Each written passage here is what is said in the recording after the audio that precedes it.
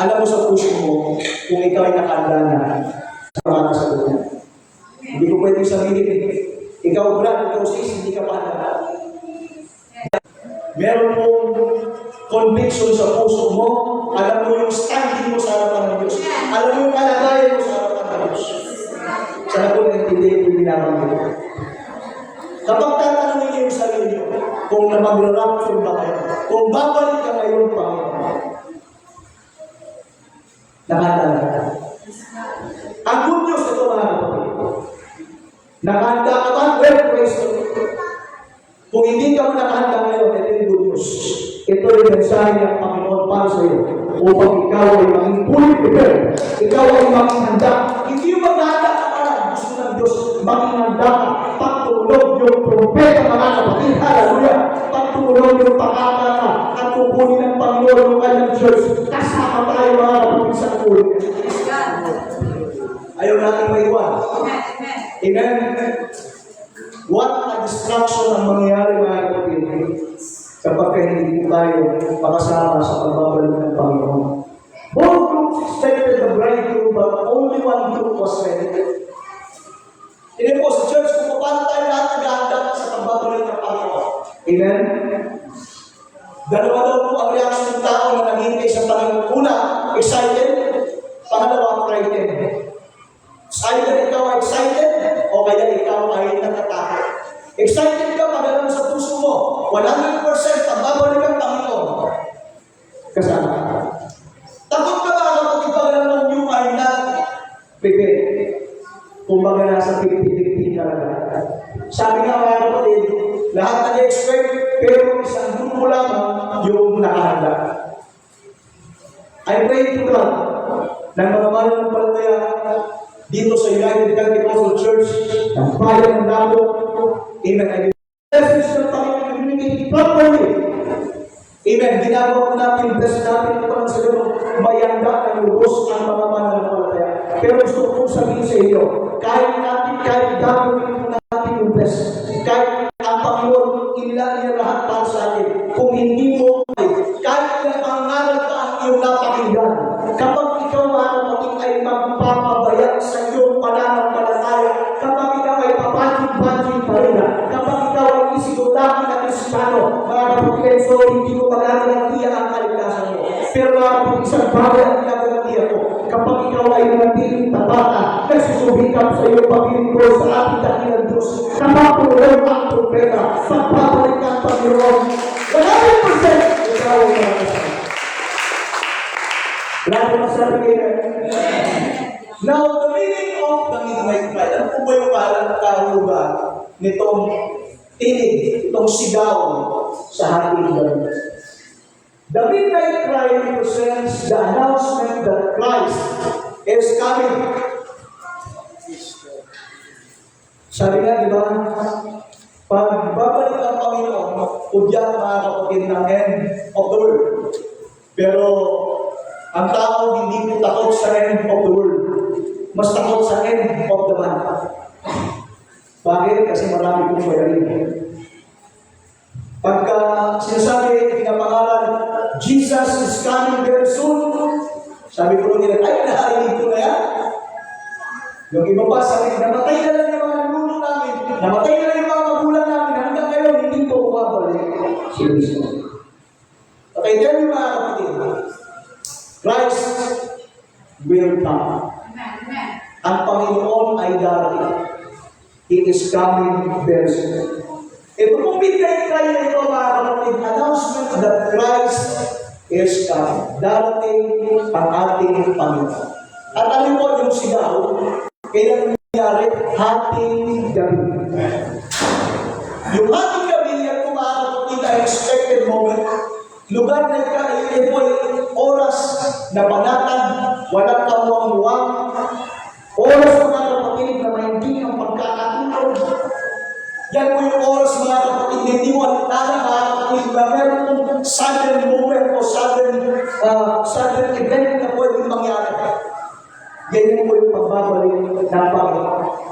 Sabi nga, di ba? Sumigaw na yung tinig. Narito na ang kasintahan na lang nagkakasali, lumabas tayo ang siya sa lugar.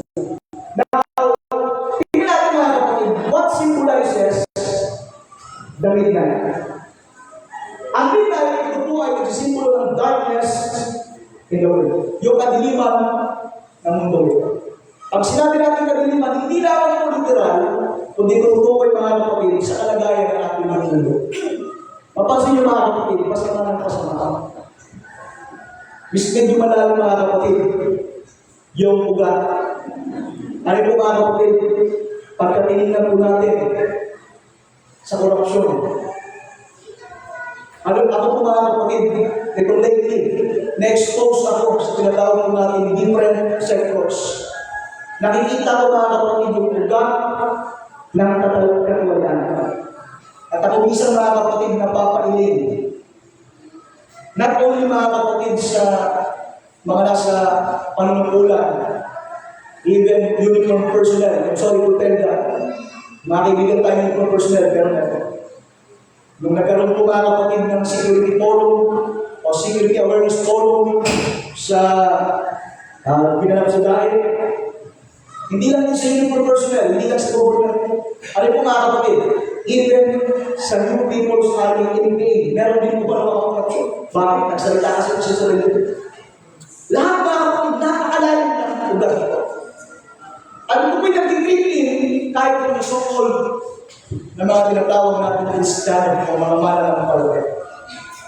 Medyo malalim po ito. So ang ibig natin sabihin, darkness in the world.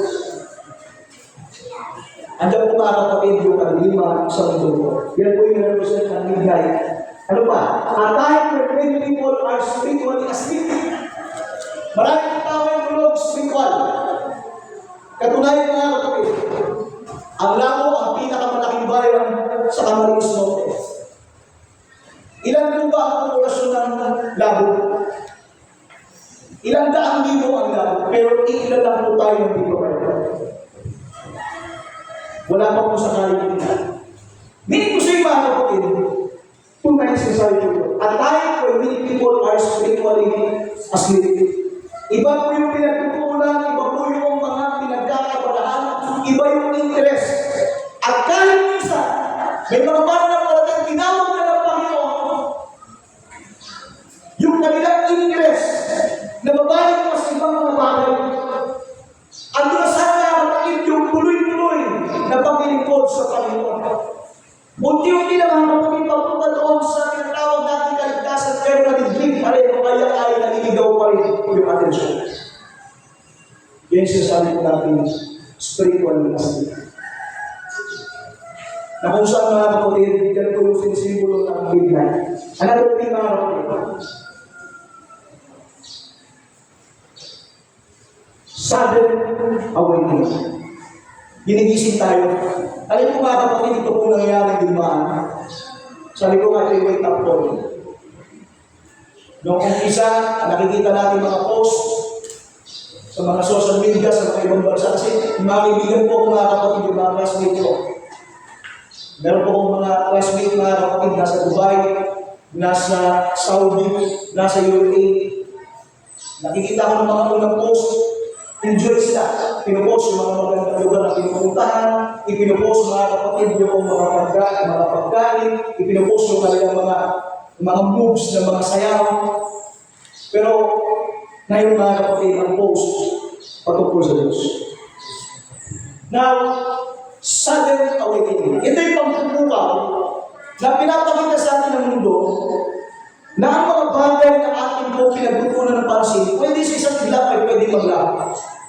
Sa Dubai, meron yung historic na building doon. Nakalimutan ko doon yung building na historic doon. Kung tinamaan ng isa, historic na building, isa po siya pinagpamalaki ng Dubai, tinamaan ng isa. Ilan po mga kapatid, mga magagandang gusali, nawawas. Ilan taong ibinim, pero sa isang ilang pinapagugula ng mga kapatid.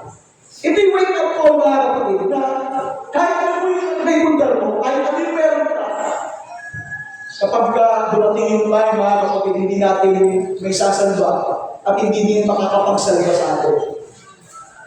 Ano ibig natin sabihin? Yan po yung sinasabi mga kapatid na wake up call. Yan po mga kapatid, sudden awakening, ginising tayo. Sabi nga po ng Romans chapter 10 verse 11, and that knowing the time, that now it is high time to awake out of sleep. Ngayon, sa kumakapit, nalalaman natin yung panahon, nalalaman natin ang oras, at ngayon na kinakailangan tayo po ay magsigising mula sa pagkakatulog. Alam po niyo mga kapatid, kinakailangan magising tayo, nagmagising ang bansang Pilipinas, magising ang buong mundo. Maaari sasabihin natin, Pastor, gising naman ako, gulat naman ako. Alam mo, kahit gulat ang iyong dalawang mata, meron po mga tao sa diyan, pikit pa rin spiritual, tulog pa rin spiritual. Nag-ibig natin sabihin, itong mga nangyayari ito, ito ay panawagan ng Diyos na ang lahat ng mga tao ay magbalik loob sa ating Panginoon. Itong nangyayari ito, mga pinapakita ng Diyos na hindi tayo dapat maglalagay ng tiwala sa lakas ng bansa, hindi tayo dapat maglalagay ng tiwala sa mga properties na meron tayo, kundi sa Diyos na may kakayang magligtas ng ating buhay. Itinapakita lamang ito ng Panginoon mga kapatid. It's high time to be awake. Panahon na mga kapatid, para ikaw ay magising. Sabi mo nga sa katabi mo, bumising ka na kapatid. Wala lang pagkatulog talaga. Ha? It's high time. Nakuta tayo mga kapatid ay bumising sa pagkakatulog. The midnight cry is warning and the call to wake up spiritually. Warning, babala. Alam po, Panginoon mga kapatid, ang kagandahan sa Diyos ay meron po siyang warning. Hindi po talaga sa mga kapatid na i-impose ng isang bagay na walang na paalala. Tingin po, nung dilubyo sa panahon po ni Noah, grabe po yung habang ng Diyos, di ba? For 120 years, grabe yung kapaalala ng Diyos. 120 taon, andun yung pagliliman, andun po yung pagpapaalala ng Diyos sa mga tao, sa pamagitan ni Noah at ang kanyang pamilya. Habang gumagawa sila ng arko, mano-mano, inabot ang 120 taon kasi nga mano-mano, wala ang pag-agawa nila. Pero mga kapatid, yung mga tao, walang pakialam. Yung mga tao, mga kapatid, sa atin na makinig, pinagtatawanan pa ang pamilya nito. Marahil yung iba mga kapatid, kinukupsya. Siguro sinasabihan ko mga kapatid si Noah, at ginagawa ko na, nasisiraan ka siguro ng isip. Kasi nga, gumawa siya ng sasakyan pagdagat sa tuktok ng mundo. Eh, hindi naman ginagawa yung sasakyan pagdagat sa tuktok ng mundo. Ginagawa yan sa dalang pasigat, sa dry dock. Para pag nagahit tayo, mabilis mo ilalunch yung sasakyan pagdagat. Pero ginawa niya sa tuktok ng mundo. Kaya pinagtatawa lang, kinukot siya kay itong si Noah. Pero ano po yung paalala? 105 years. Nung natapos na yung arko, yung natapos na yung bako, at nagpasimula ng ulan, at sinarado na yung pinto, doon na yung realize ng mga tao. Totoo pala. Amen? Sa lahat ng mga nakikinig ngayon, mga kapatid at nanonood ng ating live streaming, dapat natin maintindihan mga kapatid, totoo ang warning ng ating Panginoon. Habang may panahon ng pagkakataon pa, magbalik ko rin tayo sa ulit. Magkasayang yung panahon ng pagkakataon. Dahil kung babalik na ng Panginoon, mga kapatid, well-exposed na yung kanyang aral, well-exposed na mga kapatid sa pagdinig ng ating mga kabayan, ng ating mga mahal sa buhay, yung salita ng Panginoon. Araw-araw, meron kong napapakinggan na salita ng Panginoon. Alam mo mga kapatid, kahit sa social media, pag nag-scroll ka dyan, may mga verse of scriptures ka mababasa. Pag nagbukas ka ng radio, TV, andun po yung pagtuturo, pangaral ng salita ng Panginoon. Ibig sabihin, wala nang pwede pinigyan ng tao na sasabihin, Lord, pasensya na, hindi ko lalo. Some point sa buhay po natin, nadaanan po natin ang word of God. Now, the wise virgins and the oil. The wise virgins brought extra oil for their lamps. Kaya tinawag nga po pantas eh. Pantas dahil sila pinagdala ng reserva ng langis sa kanilang ilawan. Ganun po ka rin. Hindi po sila sakto lang mga kapatid. Meron pong baon. Meron pong extra. Pinagandaan talaga nila. Kaya tinawag na pantas. Ano sinisimbolo nito? Yung nagsisimbolo ng Word of God. Yung oil, nagsisimbolo ng Santong Espiritu, ng banal na Espiritu. Yung life, a faithful Christian life. Itong tatlong ito, mga kapatid, ay mas mainam na pagtibayin ito natin. Ibig sabihin, mga kapatid, ito yung pamamaraan upang ikaw ay mapabilang doon sa mga pantas. Mapabilang ka bilang wise na Christian na kung saan yung iyong ilawag, amen, ay nagliwanag dahil ando yung salita ng Diyos. Ano naman yung oil, yung langis na nagsisimbolo ng Espiritu ng Panginoon. Nakapagod yung langis, tuloy-tuloy mo yung liwanag ng ilawag ng salita ng Diyos sa buhay mo. Nag-reflect ng gusto yung Word of God dahil meron kang presensya ng ating Panginoon. Sa iyong pagsasalita ng Word of God, nararamdaman ng tao yan dahil sa kanyang presensya. Yung liwanag na dala mo, yung pagiging faithful, pagiging matapat na mananampalataya. Nasabi ko ng Psalms 119 verse 105, Thy word is a lamp unto my feet and a light unto my path. Ang iyong salita ay lawan sa aking mga paa at liwanag sa aking mga landas. A believer must have a personal relationship with God and the guidance of the Holy Spirit. Mahalaga mga kapatid yung ating personal na relasyon sa Diyos. Hindi ka pwedeng may ligtas dahil sa relasyon na iyong asawa sa Diyos. Ikaw mismo ba kapatid dapat meron ng magandang relasyon sa Diyos? Sapagkat ang kaligtasan natin ay individual. Kaya sinabi ko lang Philippians chapter 2 verse 12, work out your own salvation with fear and favor. Gawin niyo yung sariling pagkaligtas na may takot at panginig. Ang kaligtasan ng mga kapatid personal. Kahit pag sumikapan mo ng gusto. Kung ikaw ay malakas, well, kung yung Panginoon. Kung yung kasama mo sa buhay malakas, dapat ikaw din ay malakas. Huwag ay umuya na malakas yung kasama mo sa buhay, ikaw ay nasa Panginoon. Ang kaligtasan mga kapatid ay individual. Ang kaligtasan ay personal. That's why a believer must have a personal relationship with God and the guidance of the Holy Spirit. Palapakan natin ang ating Panginoon. Amen. Purihin ang ating dakilang Diyos. Napakalagang mga kapatid ng guidance. Napakalagang mga kapatid na ginatawag po nating gabay sa pamagitan ng Espiritu ng Panginoon.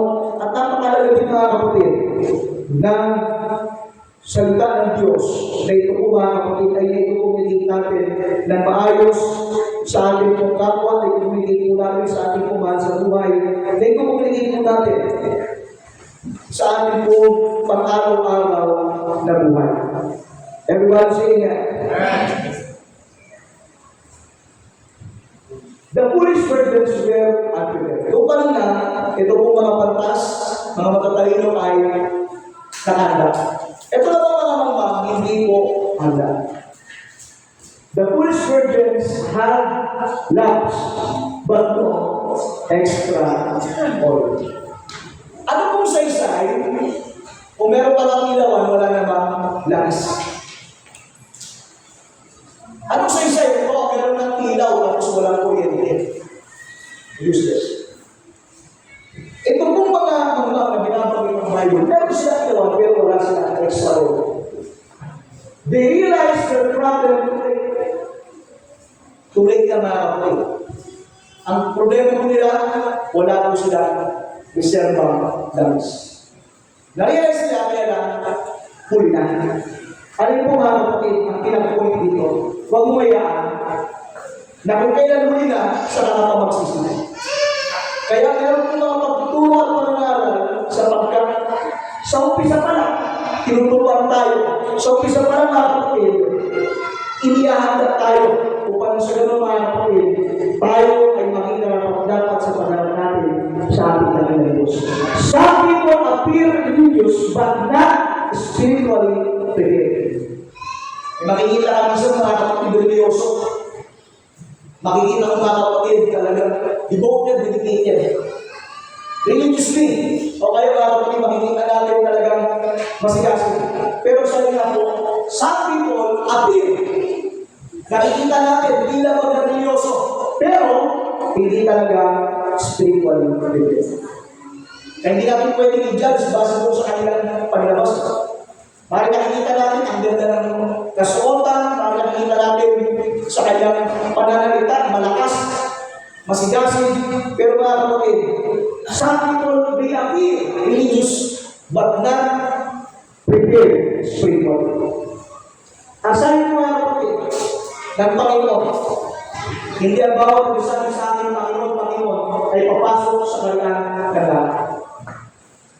Kahit 1,000 beses ka pang tumatawag sa pangalan ng Panginoon sa isang araw, hindi po garantiya na makapasok sa lahat. Kaya sabi ng Panginoon, hindi ang bawat sabi sa ating Panginoon, papasok sa kanyang ganda. Verse 22, kundi ang damang sumusunod, tumutupad, gumagana, ng kalooban ng Ama na nasa lahat. Yung pagsunod, yun po yung mas tinitingnan din ng Panginoon. Hindi lang yung pananalita. Kasi pwede yung magsalita, ako ay born again, ako ay religious, ako ay Pentecostal, ako ay mananampalataya, ako ay may takot sa Diyos. Pwede yung sabihin. Pero kumusta yung pagsunod? Bisan kasi yung ating sinasabi, kabalitaran doon sa ating ginagawa.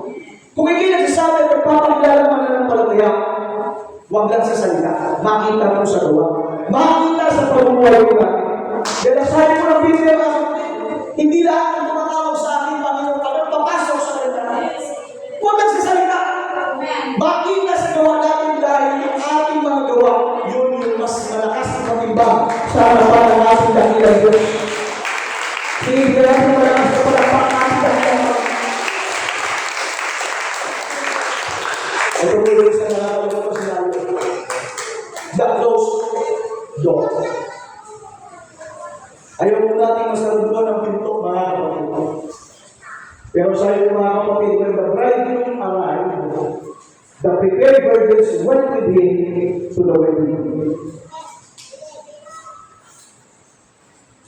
Ang sa iyo, mga kapatid, the verse 10, and the door was shut. Sinarado na yung pinto. Ando na po yung mga pantas, and they that were ready went in with him to the marriage. Sino po yung pumunta para sana? They that were ready.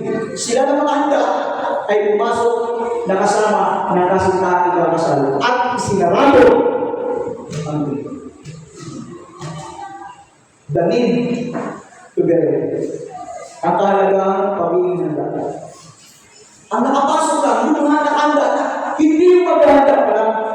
Hindi natin ipagdawa sa bawat isa. Ang langit, ang buhay na walang hanggan na pangako ng Diyos, ay hindi para doon sa maghahanda pa lang, kundi doon sa nakahanda. Kaya mga kapatid, itong midnight cry nito, panawagan sa atin ng Panginoon. May handa talaga natin sa ating sarili.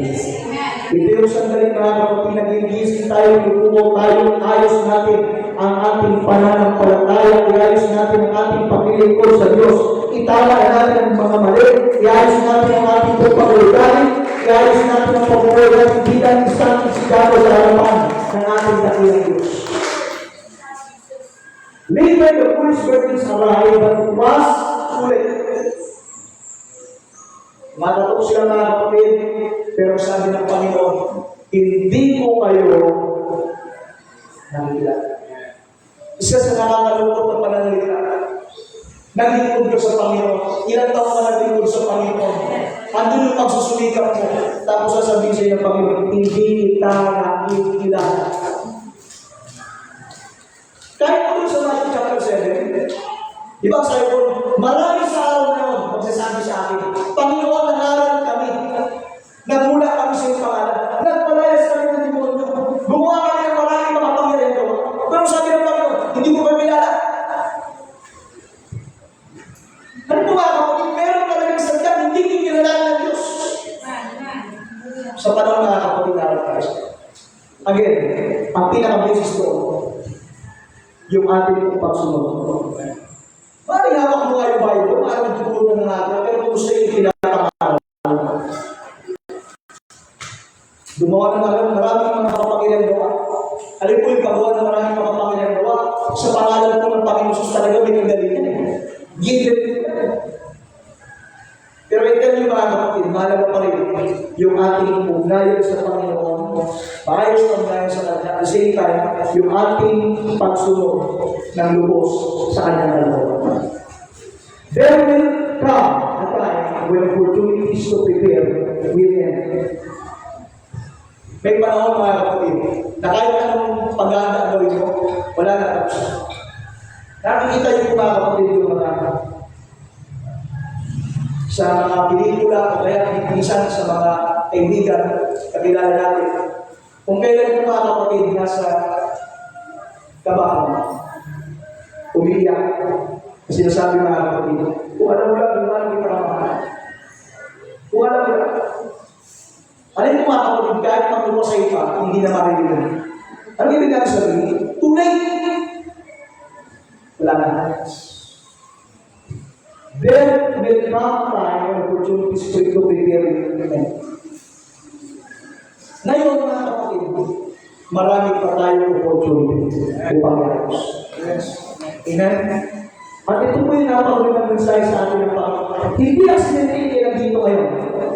Ito yung pagkakataon ko na maging handa. Naniniwala ko, walang uuwi ngayon na hindi maging handa sa harapan ng Diyos. Kung naiintindihan natin yung mensahe ngayong araw ito, uwi tayo handa-handa na kung pag-alis natin dito mga kapatid, kung dapat ba ng Panginoon, nakakitiyak tayo na maging handa sapagkat ngayon pala iyahanda tayo ng ating dakilang Diyos. Ngayon pala ang yung pangungusap sa atin na we need to prepare. We need to be ready mga kapatid sa magbabalik ng ating dakilang Diyos. The ready to watch and be ready. Ito yung babala sa atin, tayo po ay mapagbantay at maging handa. Jesus entered the parable with a strong warning. Meron po siyang strong warning. Meron siyang talagang, kumbaga, itinapakita yung mabigat na babala sa atin. Anong warning po ito? Matthew chapter 25 verse 13. Watch therefore, for you know neither the day nor the hour wherein the Son of Man comes. Maging mapagpantay kayo sapagkat hindi nyo nalalaman ang araw at oras ng pagbabalik ng tanda. Hindi natin alam yung araw, hindi natin alam yung oras. Yung exact day and hour. Date, hindi natin alam yan. Pero approximate time, alam natin. Bakit? Kasi meron pong pinagpaulang pa. Ito nangyayari ng buwan. Ito po yung approximate. Bakit? Unti-unti na pong napupulpil, unti-unti na pong nagagawa yung salita ng Diyos. Pero magtatanong natin, anong araw ba ang oras? Sabi ko ng Biblia, hindi natin alam. Ano yung mabala sa atin? Watch, therefore, maging mapagbantay, maging mapagmatya, maging handa, dahil babalik ang lahat ng tao sa araw at oras na hindi po natin inisip. Thessalonians chapter 5 verse 6. Therefore, let us not sleep as do others, but let us watch and be sober. Kaugay ng pinagkita ng Panginoon na araw nila sa atin mo dyan, huwag tayo mga tulog gaya ng iba, kung tayo po ay maging mapagbantay, tayo ay maging mapagmatya. We need to be vigilant. Yung mga nakikita natin, huwag natin ipagwalang bahala, huwag natin pag-ibig balita, huwag natin liyan mga ang oras, marami pang tayo ng pastor. As in, isipin natin mga kapatid, paano kung ngayon na lang yung huling araw na meron? Anong gagawin? What if you have one day to live? Gagawin mo ba? Kasi nga, hindi natin alam yung mangyari sa mga susunod na. Pero mga kapatid, ang pag-uusap sa atin, maging mapagbantay tayo sa pagkat yung oras ay hindi natin alam. Believers must be in constant readiness. Pag sinabing constant, ito po mga kapatid ay tuloy-tuloy, mananatili na ikaw ay handa, preparado sa panahon mga kapatid na babalik ang Diyos. Ano bang oras? Umaga, gabi, hating gabi, madaling araw, sa panahon ng kaguluhan, sa panahon ng kapayapaan. We need to be ready. We need to be constant ready of the Lord will come, mga kapatid. Para natin ang ating sarili. Lessons from midnight cry. Jesus will return. Christ's return will happen suddenly. For the Lord Himself shall descend from heaven with a shout. Meron pong sigaw na marinig tayo. Yung sigaw na ito, sabi nga po kapatid, marinig ng lahat ng tao sa mundo. Babalik ng Panginoon, bago mula sa langit na meron pong sigaw. Number 2, spiritual preparation is personal. Itong message ngayong umaga, ipinapakita sa atin na ang paghahanda, yung spiritual preparation ay personal. Dapat mga kapatid, yung ating sarili, yung ating buhay spiritual, yung ating paglilingkod, amen, ay handa. Maging handa tayo natin. Sabihin mo nga sa sabihin, maging handa tayo kapatid. No one can prepare for you. Spiritual speaking, walang sino man ang pwede makapaganda sa'yo. Ikaw yan. Kung baga mga kapatid, kung ikaw ay tatanggap na gantimpala dahil sa iyong ginawa, kung ikaw din ay paparusahan dahil sa iyong ginawa, hindi pwede parusahan ng isang kapatid dahil sa ginawa. No. Ato lang tayo, base sa ating mga ginawa, base sa salita ng Diyos. Kaya mga kapatid, no one can prepare for you. But we can help our brothers, our sisters. We can help them na sila po yung mas maging malakas maging maganda. Amen. Tulungan natin ang isa't isa. Ito yung panahon mga kapatid na magkakabay. Ito yung panahon mga kapatid. Amen. Tayo po magpulong-pulong sa ikalalakas, kanitibay, kanalalo ng bawat isa. Amen. Hindi ito yung panahon mga kapatid na magkaroon mga kapatid ng palitan ng mga maahang na panalita. Hindi ito yung panahon na palabagang tignan natin yung kapulaan ng ating kapwa. Ito yung panahon na palakasin natin ang ating mga kapwa mananampalataya. Amen. Kapag tibayin natin, kapag nakikita natin ang hina, magindaan tayo ng kanilang ikalalakas. Huwag naman yung malakas, mag-ibigan ka na manghina sila. Huwag yun.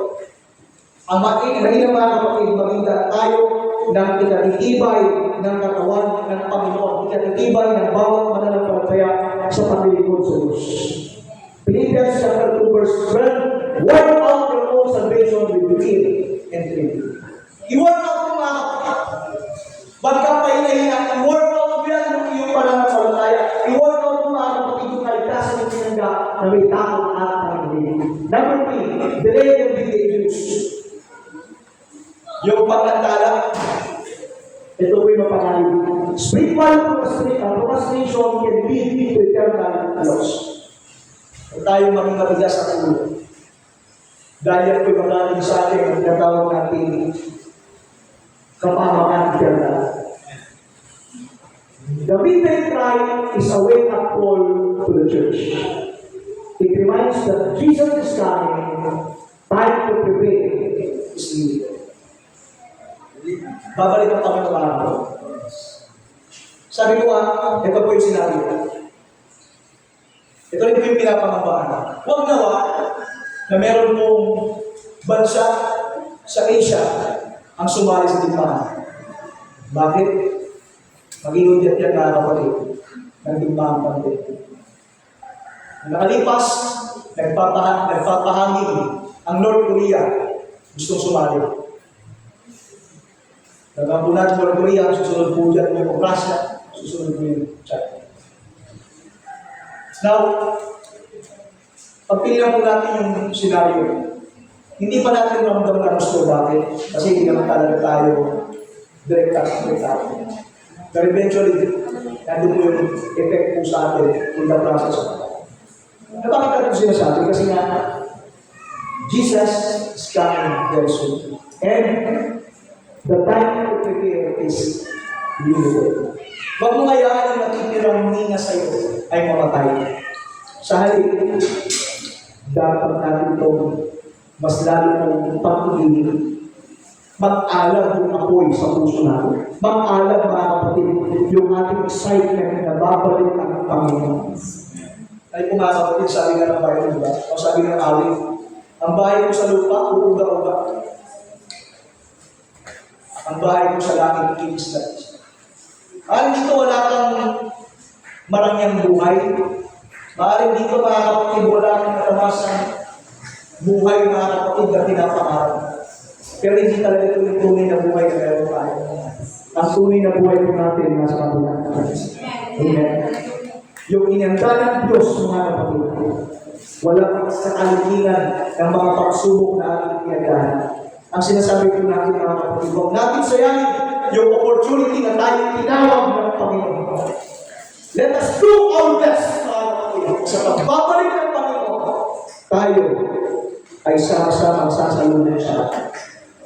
Ngayong umaga, mga kapatid, paitulutan natin na tayo, mga kapatid, ay maghanda sa pamagitan ng pagbibigay natin ng daan sa presensya ng ating dakilang Panginoon. Tumayo tayo lahat, mga kapatid. Praise God. Praise the Lord.